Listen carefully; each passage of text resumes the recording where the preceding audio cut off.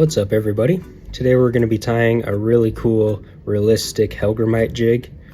This jig absolutely destroys any fish that eat Hellgramites, which I don't know of a fish that wouldn't. So for this one we're going to start with a 1/16 ounce round jig head, powder painted with ProTec black. For the thread we're going to be using this Big Fly 400 denier black. You can also use UTC Ultra thread in 140 or 210 denier. We're going to start that thread behind the head and take it down to the point of the hook.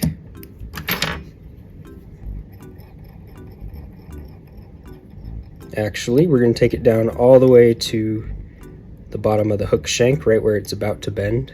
For the legs and tail and antenna, we're going to be using this goose biot. This is black. Goose biots are really cool. They look buggy. They make nice legs for flies and jigs. So we're just going to grab a couple of those, pinch them between your fingers, and clip them at the base. And then we're going to turn them. You can see they have a slight bend in them. So we're going to turn one of them so that they are both facing different directions like this. They're just slightly facing away from each other. We're going to measure those out. I like to have the tail antenna things, I like them to be a little longer than the rest of the legs. So we're just going to tie that in loosely right there at the butt of the jig, the bottom of the hook shank. Then you can twist those into place. Once you get them where you want them, you can tie those down tight so they won't move. And there you can see we have a nice tail for that.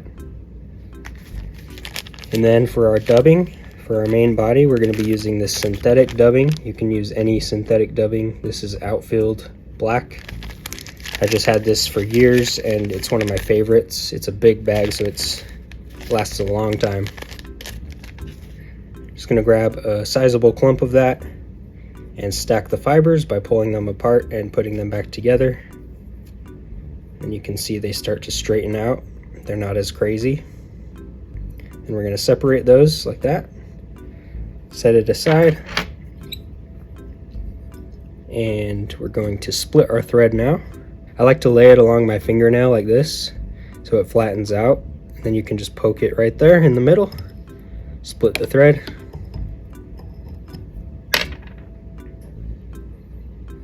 And place that dubbing inside. Separate it so it creates a consistent line of dubbing, and then twist that up. This jig is going to be a little bit repetitive because we're just going to do the same thing over and over all the way until we get to the head, but it is worth it. It takes a long time, but having these in your box is a great idea. Okay, so we're just going to wrap that. Take your time, get it right above that tail. And it's okay if it's really fat and buggy, that's what we're looking for. We have a little bit extra, but we're just going to leave that there. And we're going to grab 2 more pieces of goose biot. Just clip those off right at the base again. Separate them so they're facing away from each other once again. Just like that. Okay, we're going to push them up to that dubbing like that, so that we have one on each side. And we're going to pinch them in with our other hand. Do a very light wrap just to hold those in place. And then check it out, make sure they look good. Looking pretty good, so we're going to tighten that. And if they move out of place, just move them back. There we go. Perfect. Now we're just going to continue that, get some more dubbing. I'm going to do a little bit less this time. We're going to stack that, split our thread, and place that inside. Separate it, and then twist it up. We're basically just creating these little balls of dubbing, and the little ball helps the legs stick out, so it's very useful. Okay, once we got that tied in, same thing, grab 2 more goose biot, push them up in there, make sure they're right on the side, light wraps,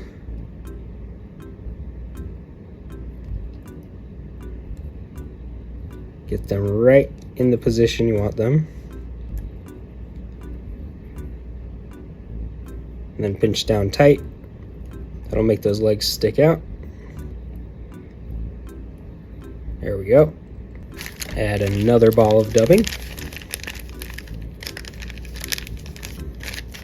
And there's an alternate way you can dub. You can just dub it right onto the thread. It won't be as crazy and buggy if you do that, but it does work as well. Just a little more. Bring our thread above that ball of dubbing. Just push them up in there so they're the same length as the other legs. Loose wraps. Move them into position and tighten that.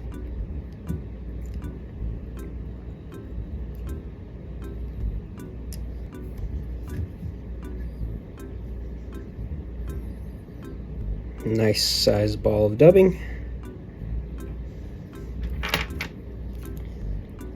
You can see that so far. 2 more goose biots. And as you get up to the head, they're going to be a little bit harder to push into place.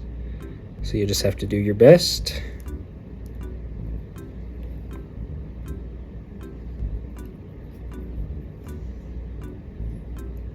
As you know by now, loose wraps.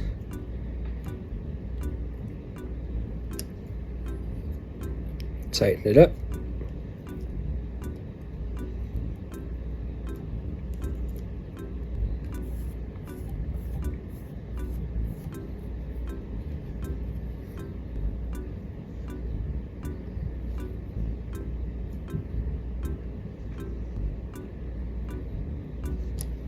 And this should be our last 2 legs here.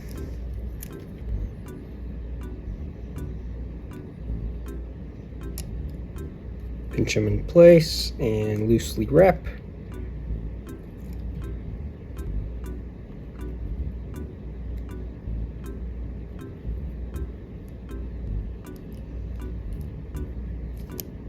Tighten that down. And I like to leave these little butt ends here because Hellgramites have these big pinchers in front, and these can kind of mimic those pinchers a little bit. Just make sure everything's in the right place.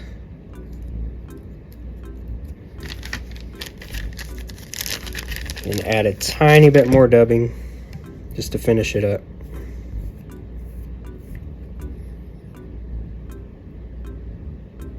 And then bring our thread in front of those pinchers.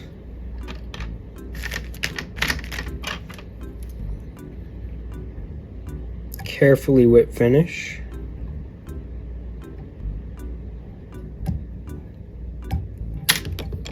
Pull our thread tight and clip it off. And then add a tiny dab of super glue under there just so that it stays together. And now we are going to brush our dubbing. Just try not to get those legs too much.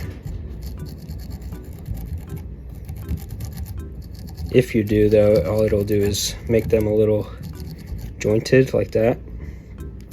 So that actually might even be better if that's what you're after. Just brush it out on the top and bottom.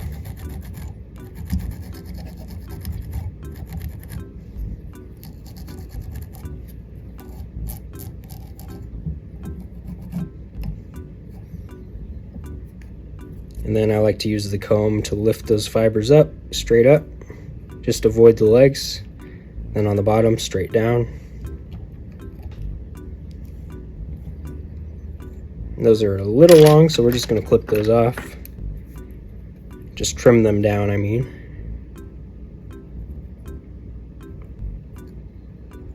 And if you're using straight scissors, it's a lot easier, but I've just got curved right now. Just be very careful not to clip any of those legs. Just get the dubbing fibers.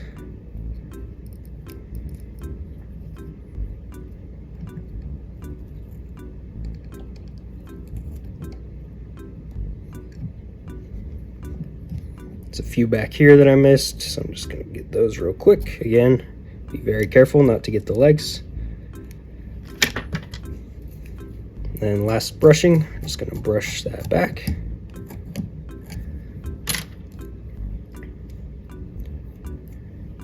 And there we go.